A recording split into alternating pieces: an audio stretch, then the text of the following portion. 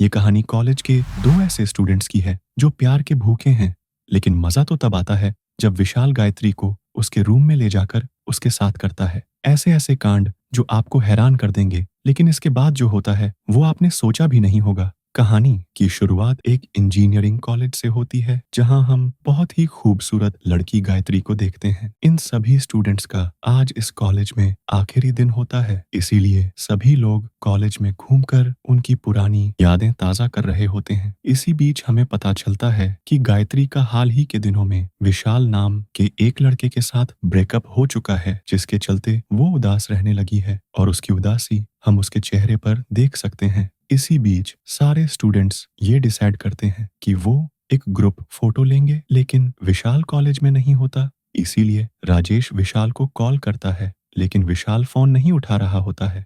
विशाल इस समय कॉलेज में नहीं है। इसके बाद राजेश गायत्री के पास आकर कहता है कि विशाल मेरा फोन उठा नहीं रहा है, तुम कॉल करो, तुम्हारा फोन वो उठाएगा और उससे कहना जल्दी से कॉलेज आ जाए, हमें ग्रुप फोटो लेनी है। अब जैसे ही गायत्री फोन करती है, विशाल तुरंत गायत्री का नंबर देखकर फोन उठा लेता है। गायत्री बताती है कि यहाँ पर सभी स्टूडेंट तुम्हारा वेट कर रहे हैं, हमें ग्रुप फोटो लेनी है, तुम जल्दी से कॉलेज आ जाओ। लेकिन विशाल कहता है कि मेरे जैसा लड़का तुम्हारी यादों में नहीं रहे तो अच्छा है, क्योंकि मैं तुम्हें कभी समझ ही नहीं पाया। इतना कहकर वो फोन काट देता है। गायत्री विशाल को मिस कर रही होती है, उसका दिल टूट चुका है। इसके बाद ये सभी लोग ग्रुप फोटो खिंचवा लेते हैं। इस समय भी गायत्री विशाल के फोन का वेट कर रही होती है। ग्रुप फोटो हो जाने के बाद सभी स्टूडेंट उनके हाउस हॉस्टल जाने लगते हैं।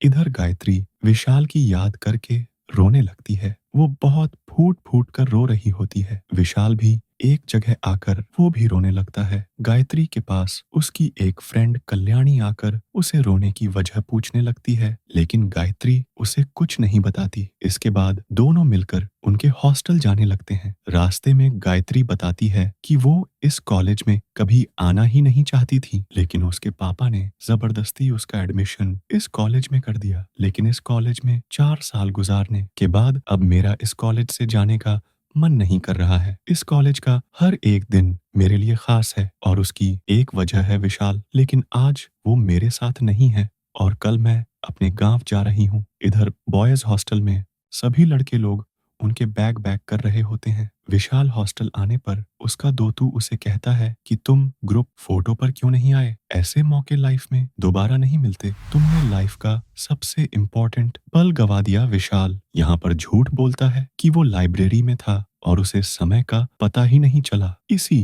के साथ हमें पता चलता है कि विशाल 31 पेपर्स में फेल हो चुका है और उसे 31 पेपर्स क्लियर करने हैं। विशाल का इंटरेस्ट म्यूजिक में होता है, पढ़ाई में नहीं। वो एक डायरेक्टर बनना चाहता है। शाम में गर्ल्स हॉस्टल में सभी लड़कियां पार्टी कर रही होती हैं और जमकर दारू पी रही होती है, साथ ही वो डांस भी कर रही होती है। उसके बाद ये सभी लड़कियां एक ग्रुप फोटो लेने लगती हैं और एक दूसरे के गले मिलती है। इधर बॉयज हॉस्टल में भी पार्टी चल रही होती है। विशाल यहाँ पर गिटार बजा रहा होता है और गाना गा रहा होता है। गायत्री एक रूम में आकर विशाल का गाना सुनने लगती है, तो विशाल भी गायत्री के वीडियो उसके फोन में देखने लग जाता है। इन दोनों की लव स्टोरी मुझे अब इमोशनल किए जा रही है। कॉलेज के दिन हम सभी के लिए बहुत ही खास होते हैं। इसके बाद बहुत हिम्मत जुटाकर विशाल गायत्री को कॉल करता है और उसे बताता है कि मैं तुमसे बस आखिरी बार मिलना चाहता हूँ और प्लीज मना मत करना। कल तुम चली गई तो पता नहीं हमारी मुलाकात दोबारा कभी होगी भी नहीं। मैं तुम्हारे हॉस्टल के बाहर आकर रुका हूँ, लेकिन गायत्री बताती है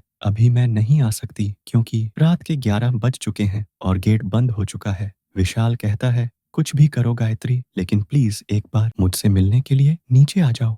इसके बाद गायत्री बहुत मुश्किल से नीचे आ जाती है। विशाल कहता है आज की रात हमारे लिए बहुत खास है क्योंकि इसी जगह पर मैंने तुमसे प्यार का इजहार किया था। गायत्री कहती है मुझे सब पता है विशाल, वो पल मैं कैसे भूल सकती हूँ। इसके बाद गायत्री कहती है मुझे अब जाना होगा क्योंकि बहुत लेट हो चुका है, अगर से भगवान ने चाहा तो हम फिर मिलेंगे। तभी विशाल गायत्री का हाथ पकड़कर कहता है कि क्या मैं तुम्हें एक आखिरी बार हक कर सकता हूँ। गायत्री कहती है ठीक है, लेकिन बस एक फ्रेंड की तरह, उससे आगे तुम कुछ नहीं करोगे। लेकिन मेरी एक शर्त है, तुम्हारे फोन में हमारी जितनी भी फोटोज है वह पहले तुम्हें डिलीट करना होगा। विशाल मान जाता है। फिर जब दोनों हक कर रहे होते हैं तो विशाल गायत्री के करीब जाने की कोशिश करता है, लेकिन गायत्री उसे जल्दी से दूर कर देती है। इधर गायत्री लाइब्रेरी आकर टीचर लोगों के साथ बात करने लगती है और इसके कुछ देर बाद उनके साथ एक सेल्फी लेती है। फिर जब वो वापस उसके हॉस्टल जा रही होती है तभी हम रोशन नाम की एक लड़के को देखते हैं जो गायत्री से बात करने आया होता है। रोशन यहाँ पर गायत्री से कहता है कि क्या तुम मेरे साथ कॉफी पर चलना पसंद करोगी। गायत्री पहले तो मना करती है, लेकिन रोशन गायत्री से बहुत ज्यादा रिक्वेस्ट करता है और गायत्री मना नहीं कर पाती। इसीलिए वो रोशन के साथ कॉफी पर जाने लगती है। विशाल इन दोनों का पीछा करने लगता है। कैंटीन आकर रोशन गायत्री से कहने लगता है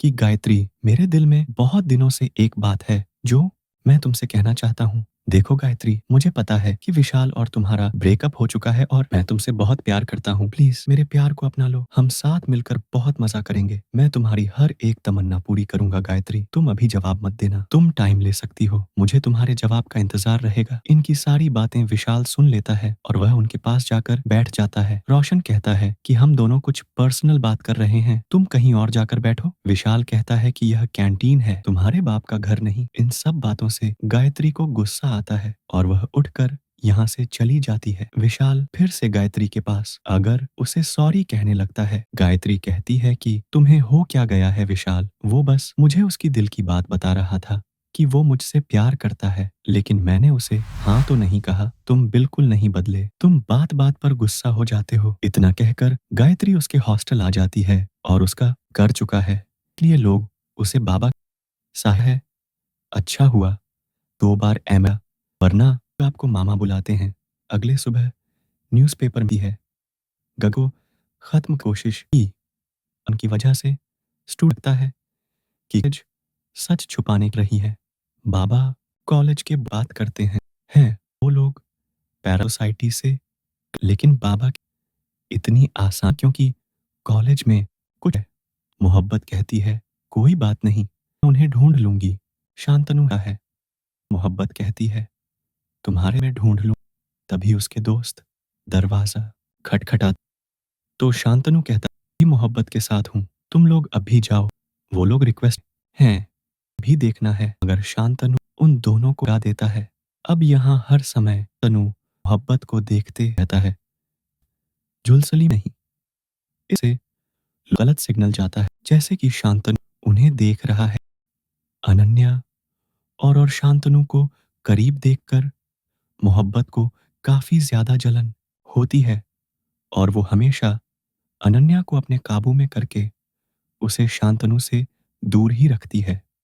देखते हैं कि अनन्या शांतनु को पसंद करने लगी थी, मगर उसे कभी हिम्मत ही नहीं हुई कि वो अपनी फीलिंग्स शांतनु को बता पाए। मगर इस बार वो अपना मन बना लेती है कि वो शांतनु से अपनी दिल की बात कहते रहेंगी, मगर मोहब्बत उसे चोट पहुंचाने की कोशिश करती है। गमले उसके ऊपर गिराने वाली थी। अनन्या उसे पूछती है कि आखिर तुम यहाँ क्यों आए हो, तो शांतनु उसे मोहब्बत के बारे में बताता है। कहता है ये एक लड़की का नाम है क्नॉइस और वो मेरी गर्लफ्रेंड तो नहीं, लेकिन वो बहुत स्पेशल है। तुम्हें एक बार उसे मिलना चाहिए। अनन्या की आंखों में आंसू आ जाते हैं, मगर वो कह देती है कि वो उसे जरूर मिलेंगे। शांतनु वहां से चला जाता है और उसे कहता है आने के लिए। जब वो वहां से जा रही थी तो वहां वो अजीब चीजें होते हुए देखती है और वो अपने ही सामने खुद को देखती है जिसकी आंखें पूरी तरह से सफेद हो चुकी थीं।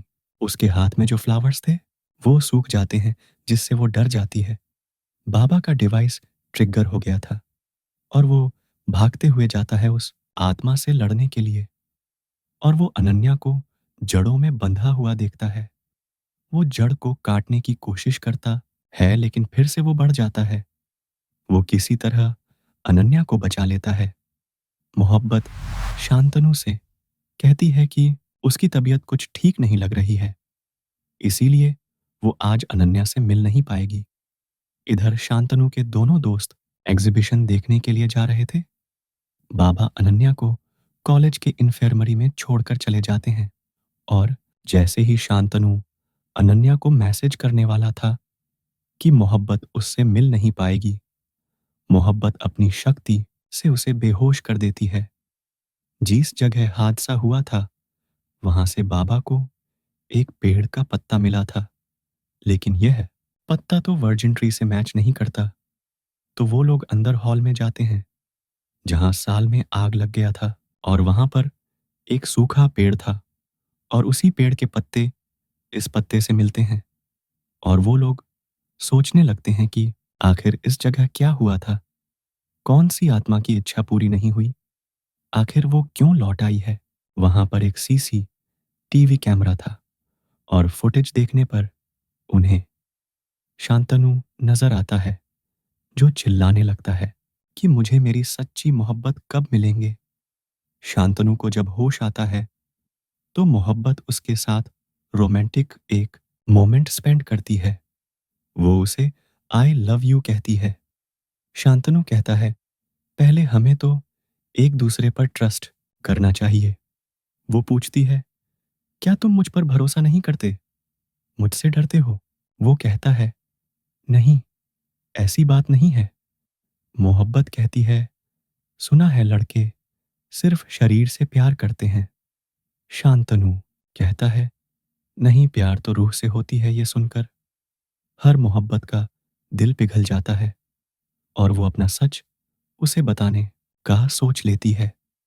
फिर वो उसे सच बताती है कि वो असल में एक आत्मा है और वो जिंदा नहीं है, मगर